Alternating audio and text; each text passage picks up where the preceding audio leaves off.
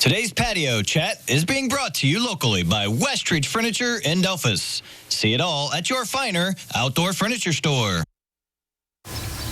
Well, fall's quickly approaching the start of classes in August at Bluffton University, though they're kind of excited. They have a new science building that'll be ready for the students when they come back. And to tell us more about it today, Vice President of Student Affairs and Athletics, we've got Phil Televini. And thanks for coming today. Good to see you, Holly. Good to be here. It's nice to see you, and it's exciting to see that this building has come along. We saw the groundbreaking and the process, and now it's about done. We're ready for students. We're ready for students. We're almost there, right? It's been a really good process. The contractors have done just a fabulous job from start to finish, and we're in that last phase now. We're just little touches here and there and little tweaks here and there, but we're right there. Yeah, it is the Science Center, the Knowlton Science Center, yes. And so that probably means that you need to worry about, like, I don't know, petri dishes and a lot of extra things. It's just not like, oh, put the computers in the classrooms ready. No, we've had to work with the faculty to to identify the needs. What they needed, what we had, but we had obviously we'll have larger classroom space, so we need additional supplies. So we certainly work hand in hand with the faculty to identify those needs. And try to get those things ordered in a timely fashion. So my goal from the beginning was to make sure we had everything that we ordered in time to start classes in late August. All right, very good. So how big is this building, and what kind of things is it holding? Sure, it's a 20,000 square foot facility. It sits in the middle of our campus, so it's easily accessible from no matter which way you're coming from, which of the residence halls. And very close to our dining services and the summer center.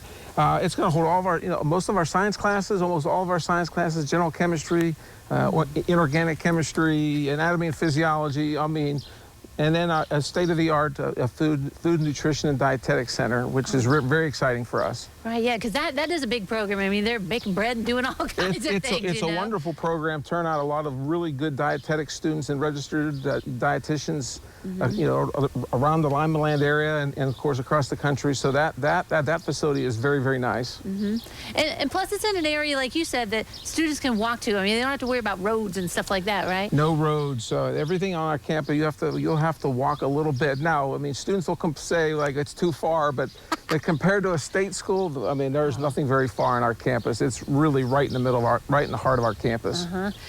I assume this kind of state-of-the-art building, that can be like a good recruiting tool, right? When kids are like thinking about majoring in these kind of majors for the labs and things. Well, it's be a fine addition to and very helpful as we're recruiting these next generation of science and dietetic students.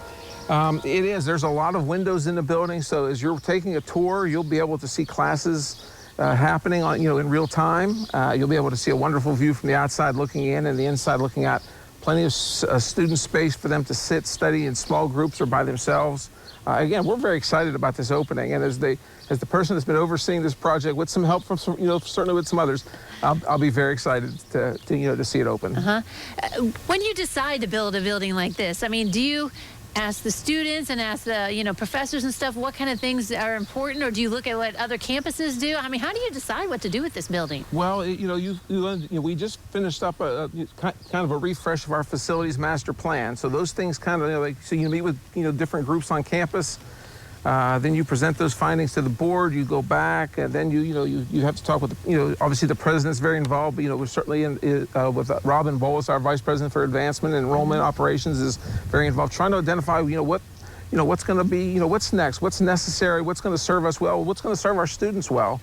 And obviously several years ago, this particular project rose to the top. Right, yeah. Well, you guys have invested in a lot of buildings. The summer center and stuff like that. I guess that's an important tool, right? Just to keep things up to date and modernize. It's hard to believe that the summer center's been there over 10 years now. It has? Oops, I feel like it's brand new. No, and I agree with you, Holly. It seems like it was just yesterday, but it's been a little over 10 years, and so it's time. We have this next project that's going to open here in August.